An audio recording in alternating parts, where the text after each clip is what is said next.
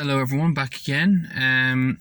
So, what I wanted to talk about this afternoon was not something specific that's been circulated in the media today, as far as I'm aware, but the general issue of the increase in antisocial behaviour, riotous behaviour in in many Western countries, including, but I presume not limited to, United States.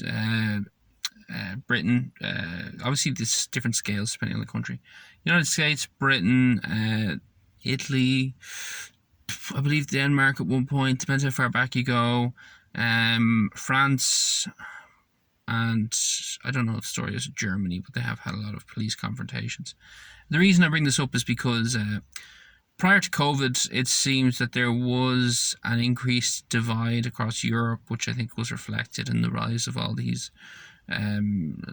so-called right-wing parties. I'm not saying they're not right-wing. I'm just saying they are. If there's a lot of people going over to them, it would suggest to me that they're taking on a broad swathe of people as opposed to just some crazy right-wing lunatics. Anyway, so I was already kind of skeptical as it was on. Geez, my hair's a mess. I was already kind of skeptical as it was on the popularity, the diminishing popularity of the European Union, and the local respective governments in power in these countries. I was already kind of concerned for increased levels of antisocial behaviour and conflict.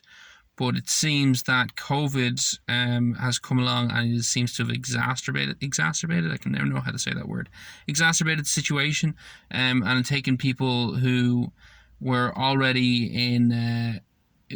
ready for, I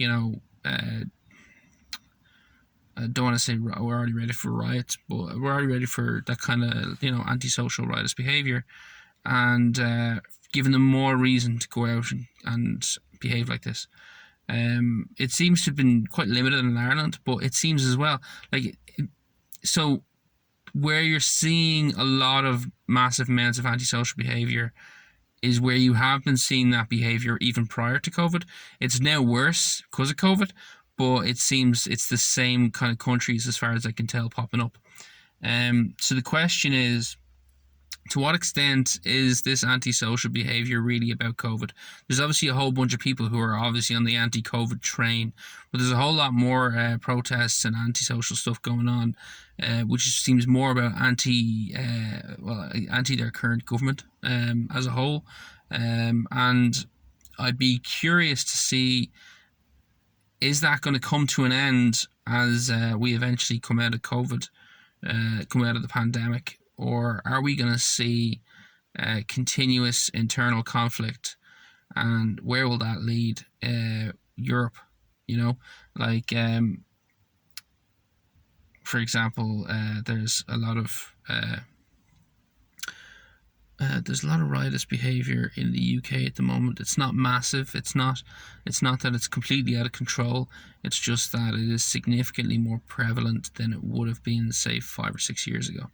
I would say the same about France, and I would say the same about. I want to check up on Denmark. I don't know where they currently stand, but they were last time I was looking into Denmark, it was escalating. So, the question of the day, I suppose, is, just because we resolve this pandemic, if we resolve this pandemic to some reasonable state that we all agree with, does that mean that we are going back to a normal kind of cultural and political dynamic, or are we now walking into a new problem, which is a divided Europe,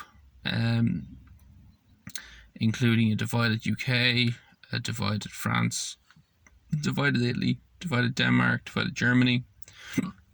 I mean, there's a lot more countries divided than there are that are seeing riotous behaviour. It's just the ones that are seeing riotous behaviour seems to be the most divided. Anyway, I'd be curious to see people's responses. Obviously America, hugely divided. Apparently issues in Canada as well, and didn't give much notice to, but Australia, but they seem to be going through issues as well. So, the question is, will this end with COVID or will this carry on?